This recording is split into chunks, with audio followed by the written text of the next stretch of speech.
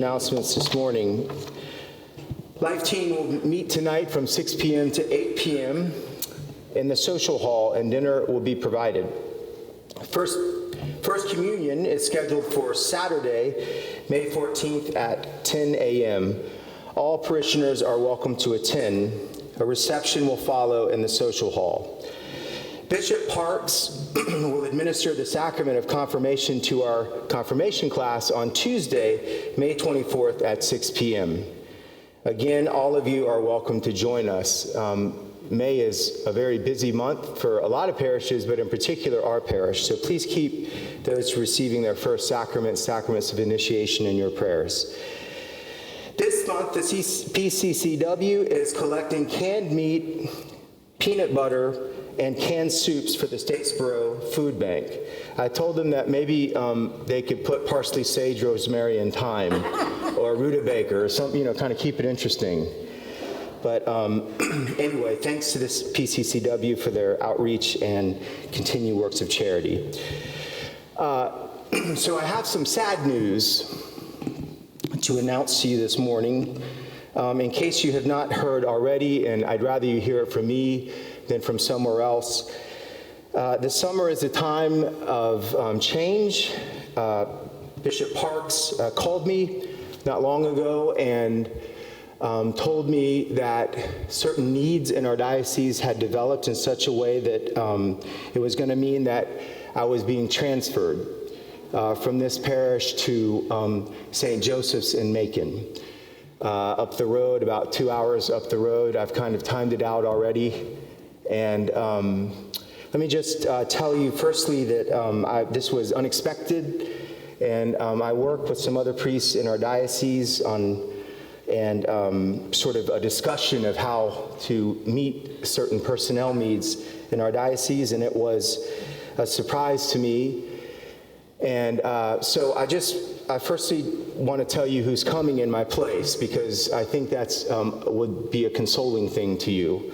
Father Jason Adams, who you might remember from Savannah, where he was at the St. James the Less Parish, and does a lot of work with our young people there in youth ministry in particular, but right now is in Valdosta, Georgia at St. John's, and is the campus minister at Valdosta State right now. And he will be coming to replace me here at St. Matthew's, and would ask that you remember him and me in your prayers. I also want to say that, so that's like sad news and good news at the same time.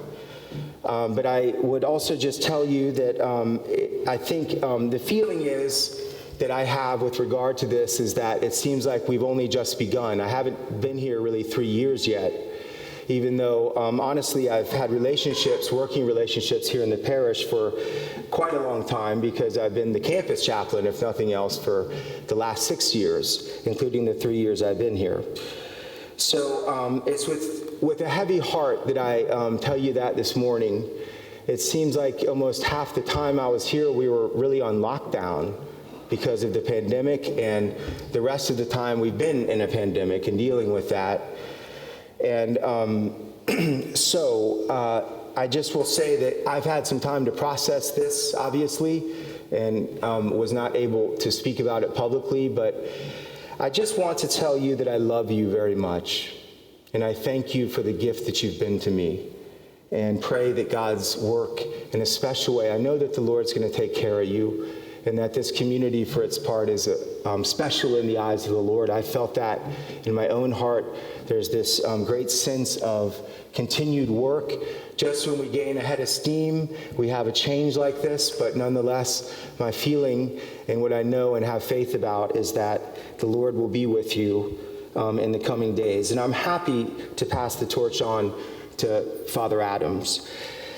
Listen, I am not dying. All right, praise God for that. One day I will die, but today, no, that's not what this means. I go to a new assignment with a lot of friendships intact, and likewise hope to continue that. Also, this assignment, the effective date, will be July 1st. What that means practically and logistically is a question, because all of our schedules, we plan all these things out and then we get unexpected news and it's sort of all in the air right now. But just so you know, the effective date is July 1st. So a couple more months together, and I just would like to finally, in closing, just to thank my staff members who are very close and near and dear to my heart. Thank you for their support. They've known for a while now. And also to thank my brother priest, Father Tom and Father Doug, and the three deacons, Deacon Mark, Deacon John, and Deacon Mike McGrath. They've been very supportive and are aware of these things. We are a blessed parish. There's a plethora of ordained ministers in service to God's people in this parish, and those things will continue in the coming days. So with that said, I don't have all the specifics except to tell you to please pray for me and also to pray for your new pastor-elect.